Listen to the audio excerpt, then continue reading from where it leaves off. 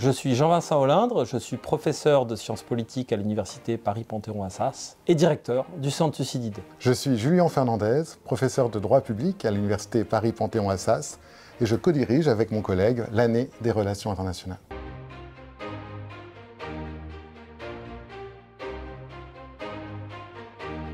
Je crois qu'on assiste à une dégradation assez vertigineuse des relations internationales. Jamais peut-être l'ordre normatif n'avait été à ce point brutalisé par des puissances dites révisionnistes comme la Russie et la Chine, par aussi l'ordre occidental avec les États-Unis qui succombent peut-être à quelques pulsions impériales, qui ne s'intéressent plus au soft power.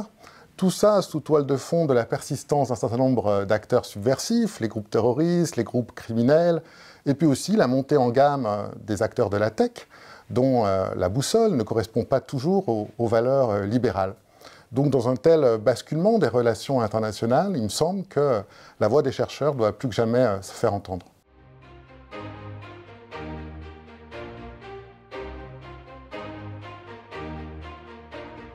Alors cette année, l'annuaire français de relations internationales devient l'année des relations internationales. Alors ce nouveau titre tient à la volonté d'être plus visible en librairie, de rester l'ouvrage de référence qu'était l'annuaire français de relations internationales avec une structure qui est somme toute assez proche, mais avec la volonté de toucher un public plus large. On voit qu'aujourd'hui il y a une demande très forte de compréhension des questions internationales et géopolitiques et qui nécessitent une réponse universitaire. S'ajoute à cela une nouvelle couverture et un nouveau prix. Donc l'année des relations internationales est une formule qui se veut à la fois plus nerveuse, plus visible, plus accessible. Plus nerveuse avec un nombre à terme de rubriques thématiques, régionales plus resserrées. Une meilleure mise en lumière aussi de l'essai introductif d'un journaliste, d'un diplomate sur la tonalité de l'année commentée. Plus visible, avec une parution désormais en janvier, pour faire un peu le pendant scientifique d'autres bilans de l'année écoulée qui paraissent dans la presse, avec aussi une couverture couleur, et plus accessible avec un prix attractif pour le grand public, et la parution régulière sur Cairn de quelques papiers structurants de l'année des relations internationales pour intéresser plus immédiatement la communauté des chercheurs.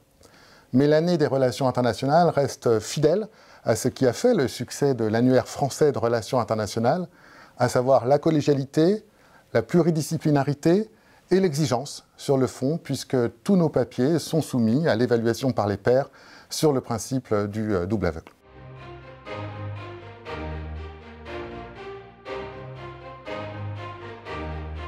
L'année des relations internationales propose deux grandes études. L'une sur le conflit à Gaza entre Israël et le Hamas et plus généralement une réflexion sur la situation au Moyen-Orient, tant il est vrai que la conflictualité dans la région doit être entendue au sens plus large. Une seconde étude sur les sanctions internationales. C'est un sujet majeur de relations internationales, cette question des sanctions au carrefour de l'approche sciences politiques, droit et économie. Chaque année, l'année des relations internationales s'ouvre avec un essai subjectif d'un grand auteur qui porte sur l'année écoulée, donc en l'occurrence sur l'année 2024, qui est traité cette année par Marc Semo, qui est un grand éditorialiste français en relations internationales, qui travaille pour le journal Le Monde et le journal Challenge, qui propose un article sur le temps de la puissance désinhibée, c'est-à-dire de cette situation où finalement les puissances s'expriment sans frein, sans contrepoids, avec les conséquences qu'on connaît.